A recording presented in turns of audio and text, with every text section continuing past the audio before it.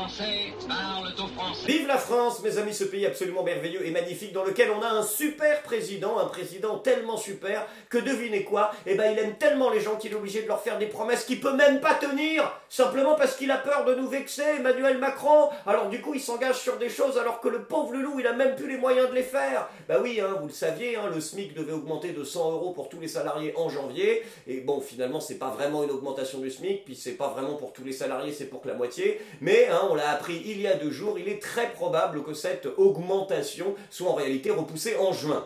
Bon après les smicards c'est pas ceux qui s'en sortent le moins, hein. Ceux qui étaient venus au discours de Macron parce qu'ils voulaient bouffer du débat sur l'immigration, eux ils rentrent à la maison, hein, directement, parce que là Castaner il a dit, le débat promis par Emmanuel Macron sur l'immigration n'aura jamais lieu, d'accord? On va pas faire le jeu de l'extrême droite. Et si le message d'Emmanuel Macron ne prend pas, ce n'est pas que dans le fond mais c'est également dans la forme pour une majorité des Français qui ont été déçus par cette allocution d'Emmanuel Macron. Ce qui est principalement reproché, c'est un air trop distant, trop déconnecté des réalités. Visiblement, la moitié des Français l'ont compris. Emmanuel Macron, il nous sert plus de la poudre de perlimpinpin, il la sniffe. Et tout cela, c'est sans compter les conspirationnistes, qui eux, depuis plusieurs jours, soulignent maintenant qu'Emmanuel Macron ne pourra pas tenir ses fausses promesses, puisque l'Union européenne l'en empêcherait.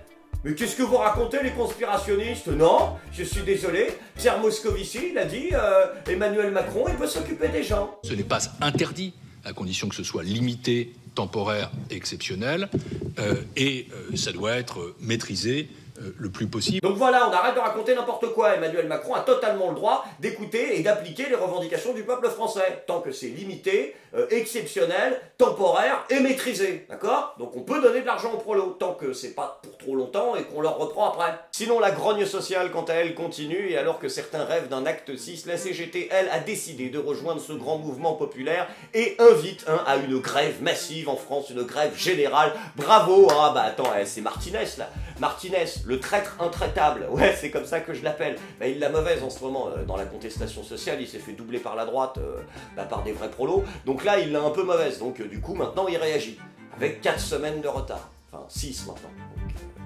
Et pour tous ceux qui disent que la CGT est plus communiste, bah, je suis désolé, dans le genre on rejoint la résistance après tout le monde, il perpétue la tradition. Ouais, c'était une vanne de droite. Après attention, je suis pas contre que tous les Français se rassemblent et que toutes les luttes, justement, fassent convergence. Surtout qu'en juin, il y en aura pour tout le monde, parce qu'il n'y aura pas seulement que la déception de la fausse augmentation du SMIC, non, il y aura également la reconduite, le gouvernement l'a annoncé, du gel, du point d'indice pour les fonctionnaires en 2019, on les applaudit bien fort. Pourquoi je les applaudis? Parce qu'une telle constance dans le temps, c'est quand même un exploit. Par contre, arrêtez de dire que... Enfin, arrêtez de parler de gel du point d'indice, parce que là, vous le gelez pas, le point d'indice. Vous le cryogénisez, le point d'indice. Donc vous en foutez quoi du point d'indice? Vous l'envoyez à Jabba le Hutt? Après attention, je vais pas leur donner des idées à la République En Marche. Déjà que c'est les premiers à faire des rapprochements foireux du style les gilets jaunes, ça pollue la planète. Qui sont capables de nous envoyer Marlène Schiappa sur les plateaux. Française, Français, le goût. Ne me regardez pas! Ne me regardez pas! Le gouvernement a décidé pour l'année 2019, et ce, pour la 637e fois consécutive, de geler le point d'indice des fonctionnaires. Ce gel permettra entre autres de lutter contre la fonte des glaces. Et ne me regardez pas! Bah quoi? Ils peuvent le faire, La République En Marche, déjà qu'ils pensent qu'on est tous cons à bouffer du foin, ils vont pas se priver de nous expliquer pourquoi on va bientôt être pauvres au point de bouffer de la craie, et pas pour faire de la SMR. Vous êtes pas au courant? Ah, vous êtes pas au courant? Bon bah désolé alors, point progrès.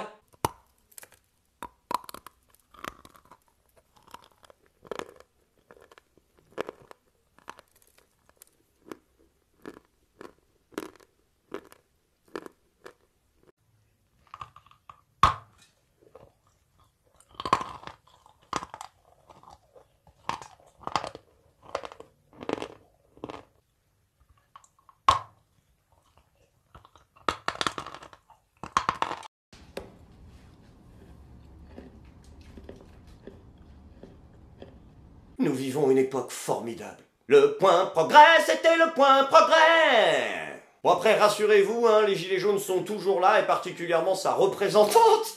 Non, pardon, Jacqueline Moreau.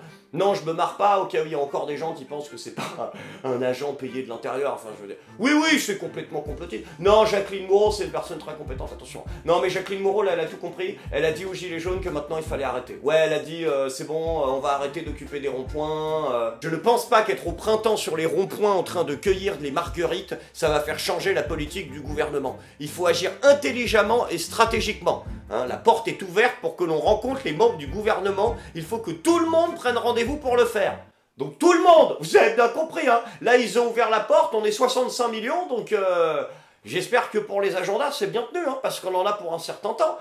Dis-moi Jacqueline, toi qui as eu la chance de l'avoir, elle doit avoir un compte premium, c'est pour ça, ton rendez-vous en avance, est-ce que nous autres, là, tous les prolos, on aura le droit aux serviteurs avec porte-parapluie intégré? Tu vois pas de quoi je parle? Tu vois là, franchement, quand je vois ça, moi, j'ai vraiment l'impression de voir le petit peuple de France complètement représenté par quelqu'un qui leur ressemble. Après, je peux la comprendre, Jacqueline Moreau, elle en a marre des manifs, chanter la Marseillaise 50 fois par jour, c'est pas son truc. Ah non, c'est pas du tout son truc, parce qu'elle, en 2015, la première fois qu'elle voulait se faire connaître médiatiquement, elle proposait de la réécrire, la Marseillaise. Alors, en donnant le décalage, peut-être. Voilà, aujourd'hui, je pense que les paroles de la Marseillaise sont en décalage avec ce qu'on vit aujourd'hui. On n'est plus... La Marseillaise a été écrite en 1792, c'est un chant de guerre, puisqu'on venait de déclarer la guerre à l'Autriche. Ça s'appelait d'ailleurs chant de guerre pour l'armée du Rhin. Ouais. Et c'est devenu la Marseillaise après.